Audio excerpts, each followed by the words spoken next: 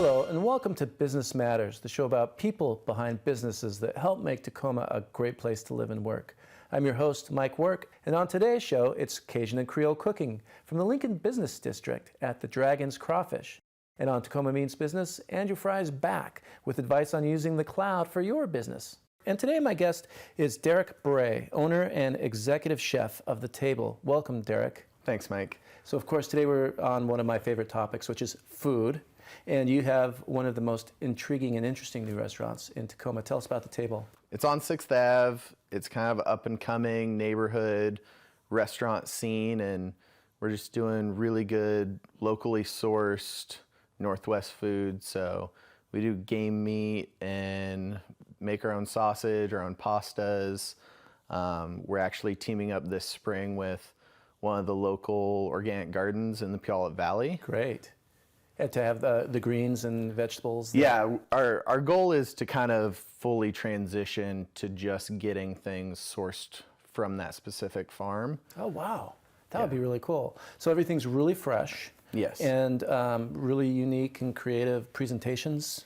Yeah, we like to have a little artistic flair to it, but really the food is simple and rustic and just really clean flavors. Trying to balance that fat, fresh vegetables, and appropriate flavor. I always say that like I'm a flavor-focused chef, where like lots of people focus a lot more on like presentations the first or like techniques the first, and I've always kind of let my palate and my instincts and love of food kind of drive me. Okay, I'm sold.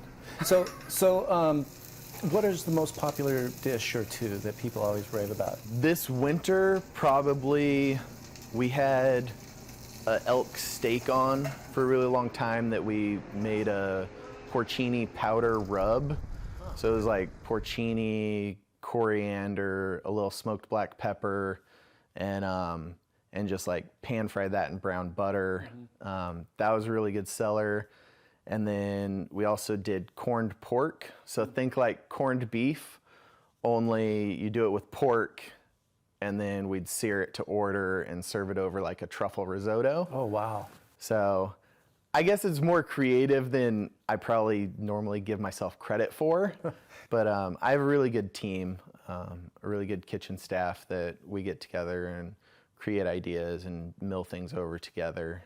I was looking at your website and I saw skirt steak as well with mushrooms. Hanger steak, one of my favorite cuts, just simply charred, served with fresh local mushrooms. There's a couple of mushroom farmers in the Tacoma area. They're at the farmers markets and everything. Right. We get ours from like Adam's Mushrooms. I've known him for a few years. He's a good young guy with like a little business and stuff. So everything we get mushroom-wise is either foraged or cultivated from him. And what kind of sauce is on that hanger steak? We change it up. It's pretty seasonal. Most recent, I think we did a like beef-based gravy with pickled mustard seeds in it. Wow. So okay, I'm ready to go eat. But we need to talk about the environment of the restaurant and the name, The Table.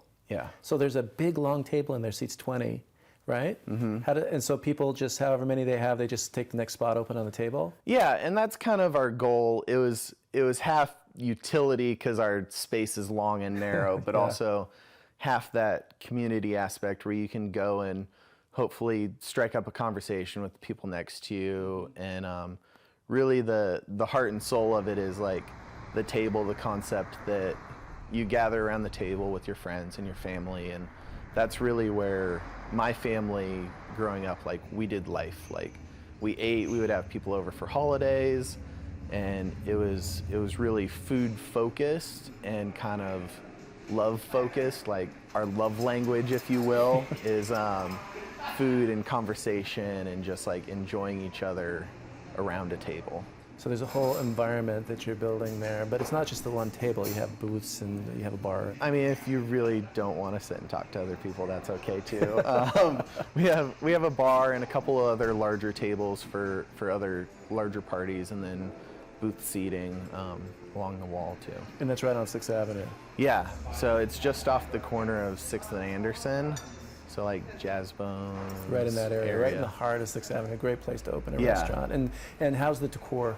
I wanted to describe the interior as like Manhattan meets Northwest. So Okay. we have some really like raw subway tile work, and a lot of our equipment is out in the restaurant because it was a necessity. It's kind of a small space, and then But people like to watch the chefs and the cooks work. yeah, and you know, it's set up to where all the food comes out basically into the dining room to be finished, so people can see all the food getting finished and plated and worked through, and I'm usually there expediting.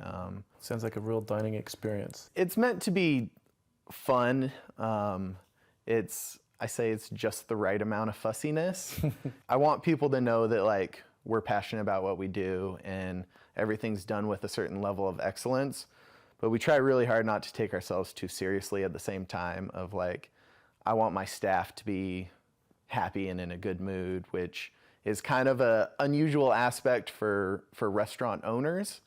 Lots of times it's very business focused, like Pressure cooker. yeah, this is the way we do it. And you know, I've managed to cultivate a good atmosphere while still keeping that high level of excellence and expectations. So you've created this wonderful restaurant environment and culture within your restaurant, and you've been doing it since July. So tell me about the decision, the process of opening your own restaurant.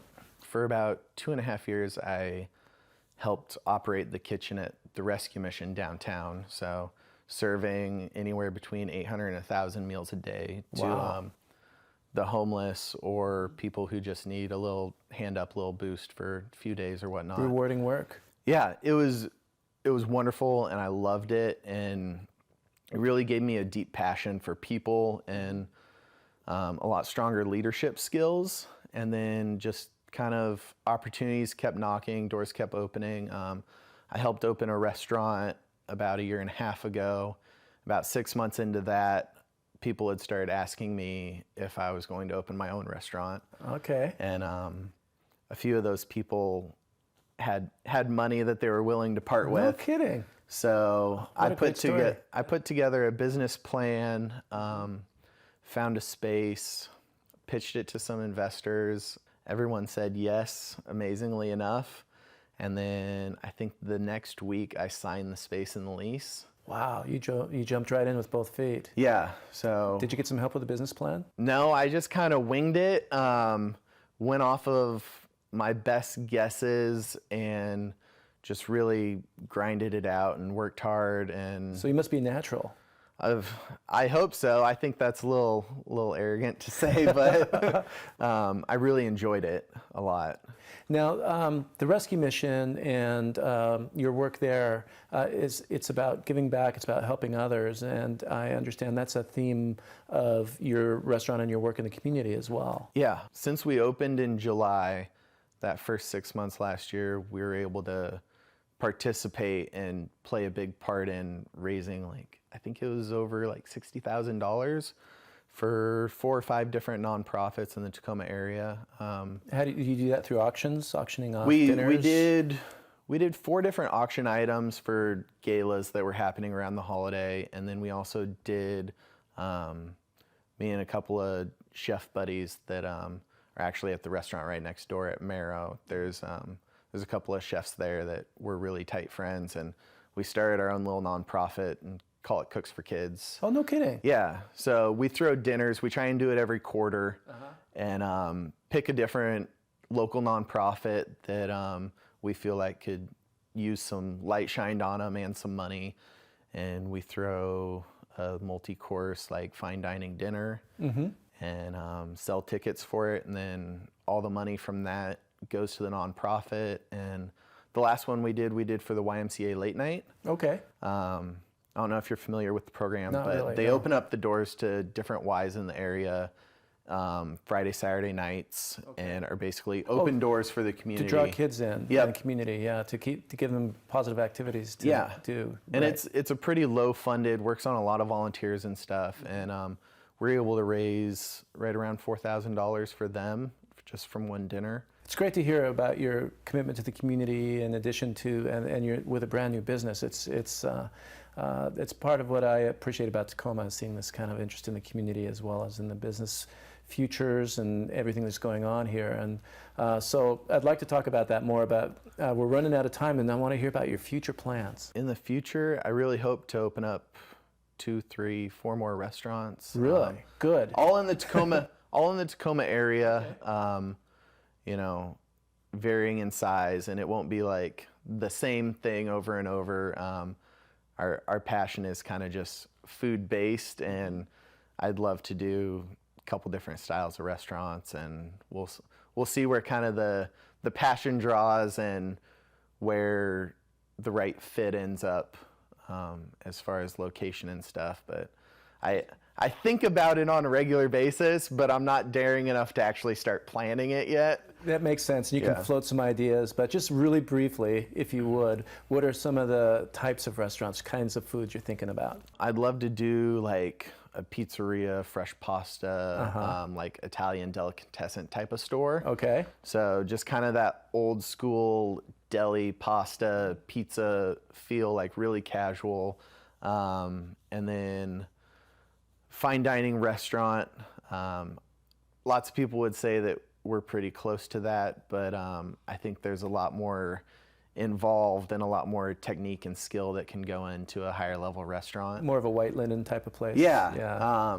It's fun. I think the fuss is fun sometimes. Yeah. And then also kind of the big hairy dream is to have a restaurant where it's large enough that we can teach and support youth in the community and kind of give job skills at like a nonprofit level. We heard about it here first on Business Matters, the future restaurant entrepreneur that's going to grow and expand in our community. So I'm really looking forward to seeing your future here in Tacoma. Well, thank you so much for having me. Yeah, thanks for being a guest, Derek. Absolutely. Stay tuned after this break when we come back with Tacoma Means Business, when Andrew Fry will share tips for improving your business.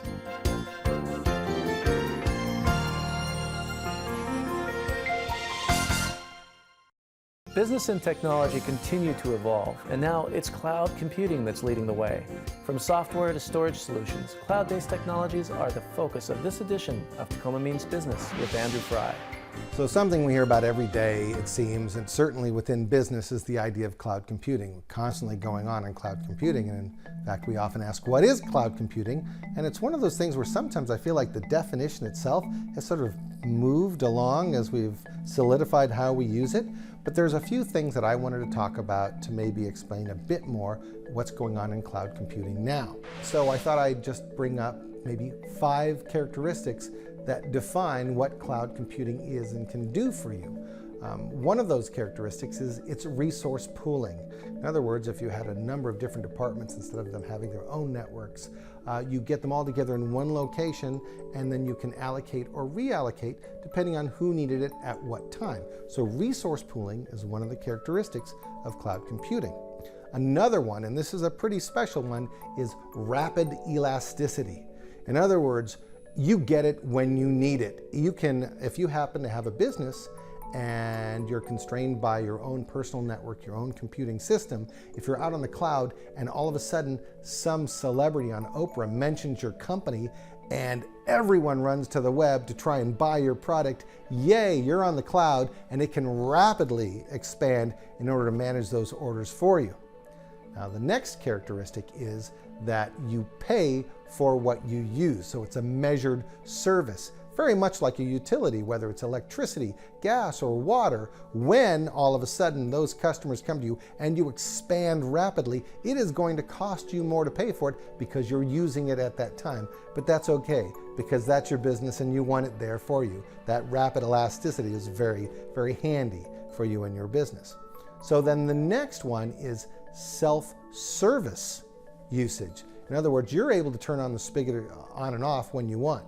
You can go in there and say, I need this, I'm going to set it up, I'm going to expand it, and you get to use it that way as well. And then finally, the 5th characteristic is that you have ubiquitous access to the computing power the applications, the service, whatever that you're looking for. So wherever you are at, you can actually dial in, and if you can get some data access, you can use those facilities, applications, and structures that are out there on the cloud. Something you couldn't do if your network was tied into your workplace and you had to get through a port that way. So those are the 5 characteristics, key characteristics of cloud computing, and hopefully that gives you a better understanding of how it might actually benefit your business. Thanks, Andrew. For more tips on helping grow your business, check out Tacoma's Community and Economic Development Program at tacomameansbusiness.com. When Business Matters returns, we'll go to East Tacoma's Lincoln Business District for some Cajun-style seafood boil in the spotlight.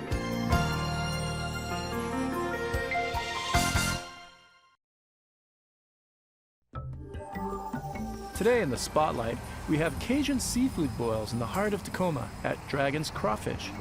Hi, I'm Min Fan. I'm Sina Kong. We're here at Dragon's Crawfish in Lincoln District. Sina and Min are owners and operators of Dragon's Crawfish, a young business on 38th Street on Tacoma's east side. Their specialty is zesty seafood boils, and if you haven't dived into one, then you're in for a culinary adventure. We specialize in like a Cajun boil. You know, you pick your seafood, we'll all mix it in a pot, boil it up, and then you pick your sauce. Once you pick your sauce, we just serve it on a bowl for you. Young businesses bring energy and innovation to the table, and that's exactly what Min brought to Tacoma. A California native, he's found a niche for Cajun cooking done his way, with a twist. We're just basically like any other business, but you know, like our sauce is unique because we took a different route. Instead of going towards that Cajun saltiness, we took it a different route. We went towards the sweet and hotness. Seafood boil dining is fairly straightforward. Break out a bib and forget your fork and knife. This is finger food with loads of flavor. Dragon's Crawfish customers are loyal and dedicated to their bayou cuisine. About time Tacoma has their own crawfish or Cajun boil here in Tacoma. They don't have to drive anywhere no more. On weekends, we get people from Oregon, people up north. They'll wait 2 hours in front of the restaurants, and there's people who will knock on the door like, I know you guys are not open, but do you guys mind if we just come in and sit while you guys prep in the back? And we actually have a few customers that flew from Chicago for the weekend just to come here and dine in. Min and Sina's business plan is focused and simple: seafood, spices, and plenty of hospitality.